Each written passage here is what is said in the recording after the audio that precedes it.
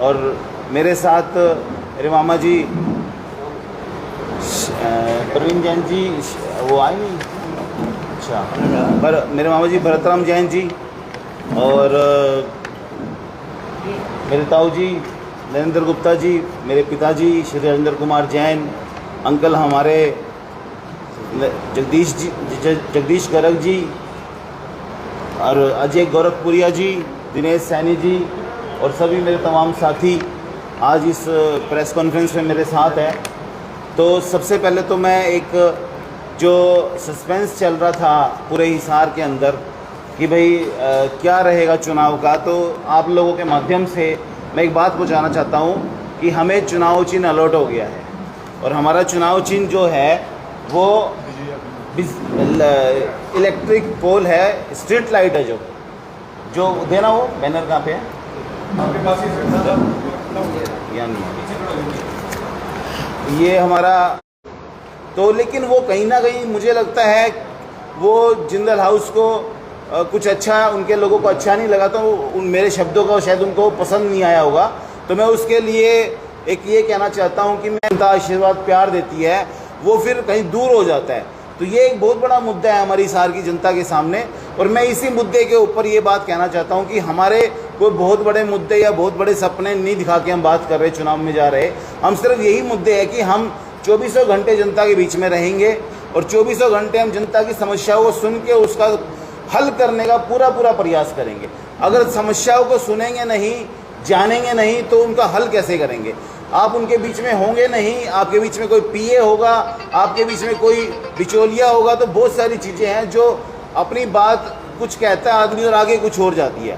तो मेरे पास कोई ऐसा कोई सिस्टम नहीं है, या ना मेरा कोई घर है, ना कोई मेरा महल है। मैं सिंपल आप लोगों के बीच में से, हिसार की जनता में से एक उन्हीं का भाई, उन्हीं का बच्चा चुनाव लड़ रहा हूँ, और मेरा चुनाव चिन्ह आज आ गया है।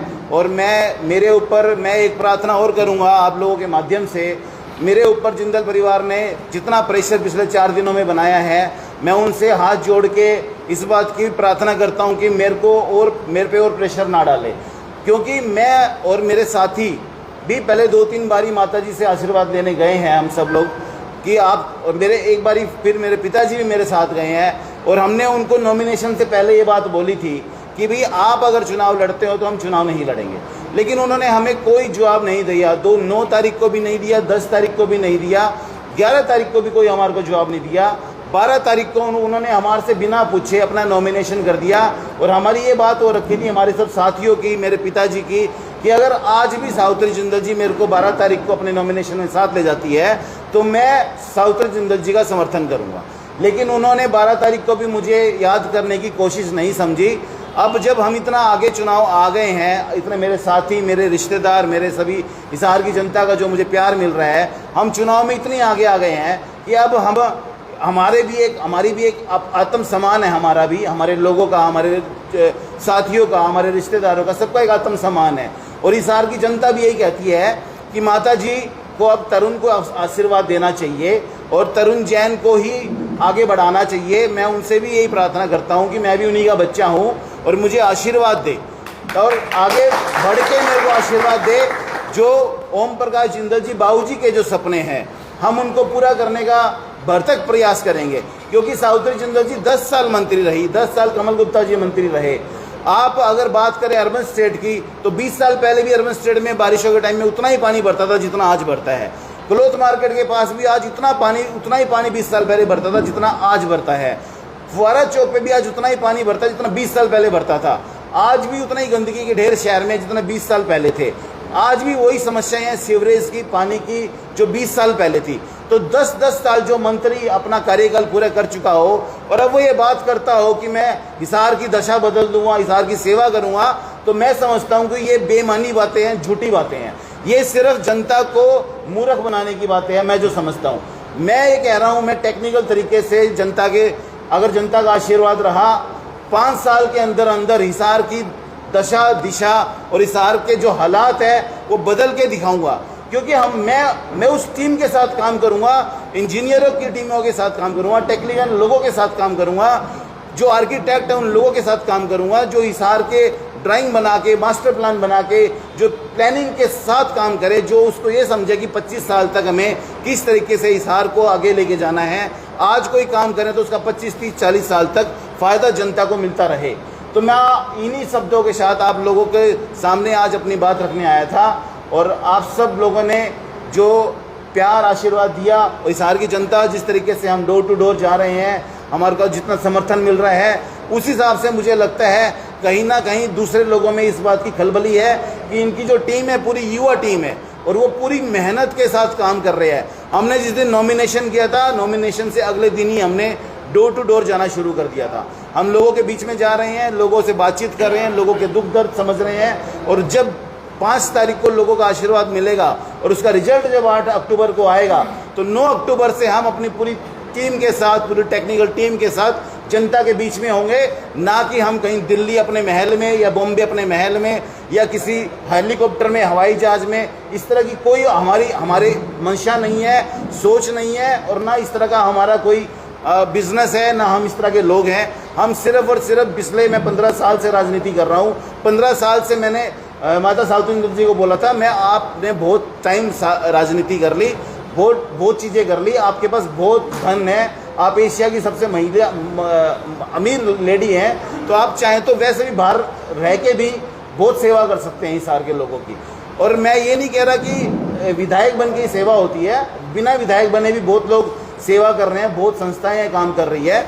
तो ये झूठ बोलने का काम कम से कम जनता के सामने नहीं करना चाहिए। और हमारी जनता को भी ये समझना चाहिए कि हमें अपना वोट कहाँ देना चाहिए। जो 24 घंटे हमारे बीच में रहेगा, या 5 तारीख को शाम को 5 बजे यहाँ से हेलीकॉप्टर में बैठ के अपने अपने घर चले जाएंगे। उसके बाद फिर जब दोबारा चुनाव होगा तभी आएंगे। ये बात जनता ने डिसाइड करनी है। तरुण जी, किस तरीके का प्रेशर सावित्री जिंदल की तरफ से आपके ऊपर बनाया जा रहा है? क्या नामांकन वापस लेने का, किस तरीके का? देखिए, बिल्कुल सामाजिक ताना बाना एक सिस्टम होता है हमारे समाज के अंदर, ये सबको पता है। तो सामाजिक ताना बाना कहीं ना कहीं हम एक दूसरे से जुड़े हुए हैं। मैं भी जिंदल हाउस से जुड़ा हुआ हूँ, कोई ऐसी बात नहीं है। हमारे रिश्तेदार और सब है, तो कहीं ना कहीं सबका पिछले 3-4 दिनों से एक प्रेशर है कि भाई तरुण, आपके आगे भविष्य की बहुत राजनीति है, आप माता जी को चुनाव का समर्थन दे। तो मैंने भी एक ही बात बोली थी, मैं माता जी को चुनाव से पहले 4 बारी समर्थन खुद देने गया था। उन्होंने एक बार भी मुझे चुनाव नॉमिनेशन वाले दिन याद नहीं किया, बुलाया नहीं। अगर वो बुलाती, मेरी सारी टीम, मेरे पापा, मेरे रिश्तेदार सब बैठे हैं यहाँ पर, ये इस बात का गवाह है कि हमने पहले से सोच रखा था अगर 12 तारीख को वो चुनाव का पर्चा भरती है तो हम उनके, अगर वो बुलाएंगे तो हम साथ जाएंगे। तो इससे पहले आपकी कभी बात हुई है कि सावित्री जिंदल आपको सपोर्ट करेंगी इलेक्शन में? कई बारी बात हुई है, एक बार बात नहीं हुई है। जब 10 तारीख को नॉमिनेशन किया मैंने, उससे पहले कई बार बात हुई है। और 9 तारीख को सुबह 9 बजे भी मैं उनसे मिल के आया हूँ। नॉमिनेशन करने से पहले भी मैंने ये बात उनके सामने रखी है। तभी जबान में एक बात सुनने को मिलती है कि जो सावित्री जिंदल है वो बीजेपी की बी टीम के तौर पर चुनाव लड़ रही है। आप इस बात से कितना इत्तेफाक? देखिए, ये बात कितना सच है कितना झूठ है, मैं इस बात को बिल्कुल ऑथेंटिक तरीके से नहीं आपके सामने रख सकता। लेकिन कहीं ना कहीं ये बात सच है कि कमल गुप्ता जी की जमानत जब्त हो रही है, तो बीजेपी का ये बी प्लान हो सकता है। अब आप किससे मुकाबला समझते हैं? मैं, मेरे साथ हिसार में जनता का प्यार है, जनता का आशीर्वाद है, बड़ों का आशीर्वाद है, मेरे युवा साथियों की टीम मेरे साथ है। मैं किसी के साथ मेरा मुकाबला नहीं समझता। तो इंडिपेंडेंट कैंडिडेट कितना डिफिकल्ट होगा आपके इलेक्शन जीत पाना, क्योंकि बड़ा जिंदल परिवार आपके सामने? देखिए, वो धनाडा परिवार है, इसमें कोई शक नहीं है। आप जो बात बोल रहे हैं बिल्कुल सही बोल रहे हैं। वो सारे हथकंडे अपनाएंगे, मुझे मालूम है इस बात का। और चुनाव आयोग भी हमारे साथ कहीं ना कहीं पार्शलिटी कर रहा है। हमारी सारी परमिशन हमारे को पहले दे दी गई थी होल्डिंग लगाने की, 4 घंटे बाद हमारी सारी परमिशन कैंसिल कर दी गई। आज तक हमारी कुछ परमिशन है जो उन्होंने नहीं दी है। तो कहीं ना कहीं कुछ चीज़ें ऐसी हो रही है। और हमने बहुत बारी कोशिश करी है कि चुनाव आयोग अपना जो काम है निष्पक्ष करे, लेकिन मुझे नहीं लगता कहीं ना कहीं हमारे साथ पार्शलिटी हो रही है। ये पोस्टर लगना और करवाना, ये तो फिर आप जो बीजेपी में तब भी आपके साथ चलता है? बिल्कुल, ये मुझे लगता है मेरी किस्मत में लिखा हुआ है कि मैं पोस्टर, फटा पोस्टर और निकला हीरो, जो एक फिल्म आई थी, तो मेरे साथ भी वही बन रहा है। मेरे पोस्टर उतरते हैं और मैं पोस्टर लगने से ज़्यादा उतरने पे ज़्यादा फेमस होता हूँ। जैन साहब, जैसे सावित्री जिंदल का आपने बताया, उनका लगातार प्रेशर आप पर है, क्या सावित्री जिंदल के अलावा भी किसी कैंडिडेट ने आपका सपोर्ट मांगा हो या पर्चा वापस करने की कोई जैसा आपका प्रयास किया? देखिए, पर्चा वापस करने का जो प्रेशर है वो सिर्फ और सिर्फ हमारे ऊपर पिछले 4 दिनों से जिंदल हाउस का ही है और किसी का नहीं है।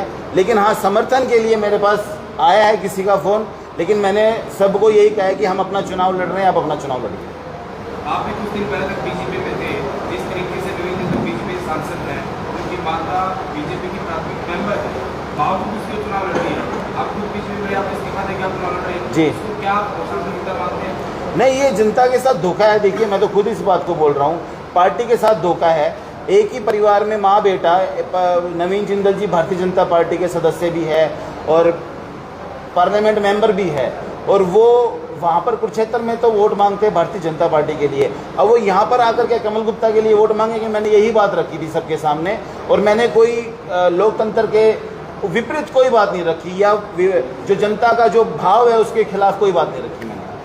रणनीति किस प्रकार की रहेगी सर की बारिश में? मैडम, हमारी रणनीति यही है, हम लोगों से अपना समर्थन मांगेंगे, अपील करेंगे।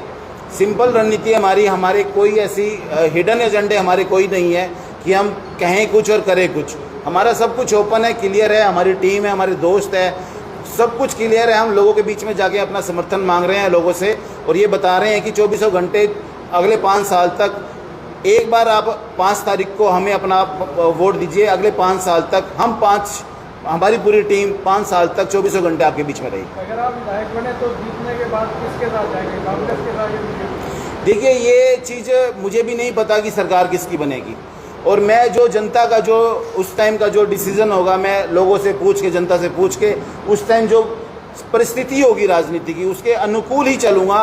मैं आज कोई भी झूठा वादा या कोई छोटी बात आप लोगों के सामने नहीं करना चाहता। कलौजी एक मुख्य मुद्दा है गायों का, और ये पिछली बार भी जो चुनावी मुद्दा बनाया गया सर, इस विषय में आपने कुछ सोचा है? देखिए, जो गाय का मुद्दा है, जो लवारिस पशु है हमारी सड़कों पे बहुत ज़्यादा है, इसमें कोई शक नहीं है, ये बात आप बिल्कुल ठीक कह रहे हैं। लेकिन देखिए, जो मैं जिस तरीके से राजनीति में आया हूँ और मैं जो चुनाव लड़ने जा रहा हूँ, मैं वही बात कि मैं आज बोल दूँ कि भी हाँ, मैं विधायक बनते ही 10 दिन में जितनी भी गाय या जितने भी लवारिस पशु है उनको यहाँ से गायब कर दूंगा, तो ये झूठी बात होगी। मैं कोई झूठी बात जनता के सामने नहीं रखना चाहता। हाँ, मैं जनता के साथ मिलके, संस्थाओं से मिलके, गौशालाओं से मिलके, उसके लिए ब्लूप्रिंट बना रखे हमने, उस पर काम करेंगे हम कि कैसे हम गाँव जो बेसहारा पशु है उनको कैसे हम सड़कों से हटा के बाड़े के अंदर ले जा सकते हैं। जैन साहब, हिसार की राजनीति से अलग मसला है, कुमारी शैलजा को लेकर जिस तरीके से टिप्पणी की गई, पूरे हरियाणा में बेहद की आक्रोश है समाज में, आप कैसे देखते हैं? देखिए, ये आपने बड़ी अच्छी बात पूछी है मेरे से। मैं खुद ये बात सोच रहा था कि कोई भी समाज हो, छत्तीस बिरादरी हमारी समाज का एक अभिन्न अंग है।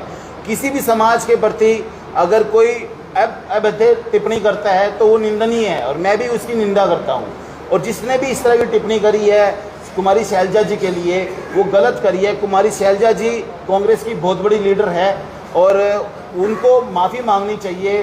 कांग्रेस पार्टी के लोग भी जो टिकट के लिए कुमारी शैलजा जी के लिए चक्कर काटते हैं, उनको भी आगे आना चाहिए। उनको भी इस बात को लेके आंदोलन करना चाहिए कि भाई, इस तरह की जो समाज में कुरीतियाँ है, आप किसी के ऊपर जातिवाद की टिप्पणी करते हो तो वो गलत बात है।